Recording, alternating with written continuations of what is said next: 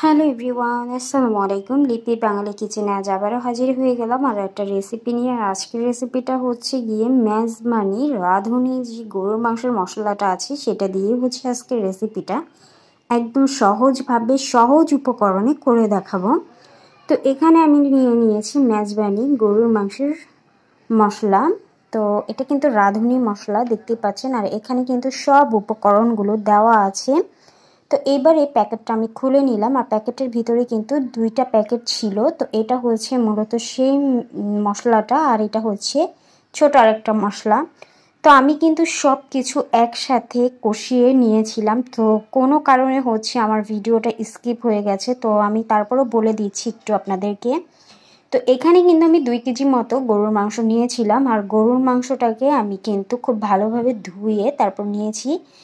তারপর আমি এর ভিতরে দিয়ে দিয়েছিলাম হচ্ছে গিয়ে সরিষার তেল, সেই সাথে দিয়েছিলাম রাঁধুনির যে মেজবানি মশলাটা আছে সেটা সম্পূর্ণটা আমি দিয়ে দিয়েছিলাম। তারপরে দিয়ে দিয়েছিলাম সামান্য একটু লবণ আর পেঁয়াজ কুচি দিয়ে তারপরে হচ্ছে আমি মশলাটাকে খুব ভালোভাবে মেখে তারপর গরুর মাংসটাকে ম্যারিনেট করে কিছুক্ষণ রেখে তারপর চুলায় বসিয়েছিলাম। তো চুলায় বসানোর পর কিন্তু আমি গরম মশলা দিতে ভুলে গিয়েছিলাম, তো সেটা কিন্তু আমি পরবর্তীতে দিয়ে নিয়েছি, সেটা আপনারা দেখতেই পেলেন।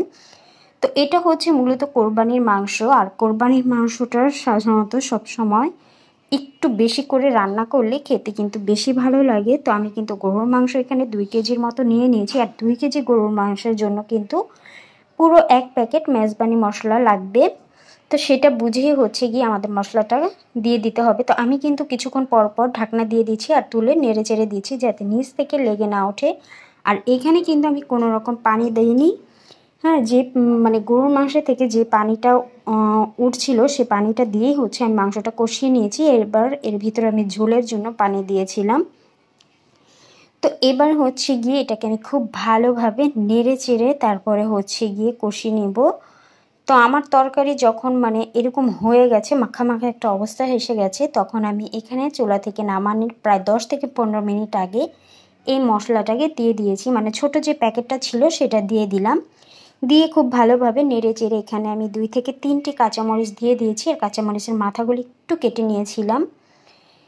তারপরে এটাকে খুব ভালোভাবে আমি নেড়ে চেড়ে নিয়েছি। নেড়ে চেড়ে এটা অন্য চুলায় দিয়ে পাশের এক চুলায় দিয়ে তারপরে চুলায় আরও একটা প্যান বসিয়ে দিলাম। সেখানে আমি দিয়ে দিচ্ছি হচ্ছে গিয়ে সরিষার তেল পরিমাণ মতো, দিয়ে এক বড় সাইজের একটা পেঁয়াজ কুচি দিয়ে দিচ্ছি।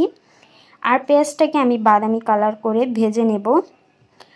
আর এই মাংসটার ভিতরে যদি পেঁয়াজ বেরেস্তাটা ব্যবহার করেন তাহলে কিন্তু মাংসের স্বাদটা আরও বেশি পাওয়া যায়। তো এবার হচ্ছে গিয়ে সেই পেঁয়াজটা আমি দিয়ে দিলাম, দিয়ে এটাকে একটু নেড়ে চেড়ে তারপর সাথে সাথে হচ্ছে এটাকে ঢাকনা দিয়ে ঢেকে দিব। এতে করে হচ্ছে যে পেঁয়াজ বেরেস্তার ঘ্রাণটা এটা সম্পূর্ণটা গরুর মাংসের ভিতরে ছড়িয়ে যাবে। তো কিছুক্ষণ পর পর নেড়ে চেড়ে দিতে হবে। দেখতেই পাচ্ছেন আমার মাংসের কালারটা কতটা সুন্দর এসেছে।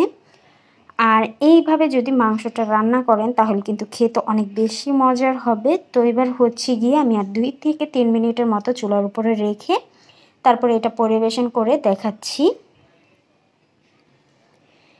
তো এই তো হয়ে গেল খুবই কম সময়ের ভিতরে গরুর মাংস। কোরবানির ঈদ স্পেশালে অবশ্যই আপনারা এই রেসিপিটি একবার হলেও ফলো করবেন আর রেসিপিটি করার চেষ্টা করবেন।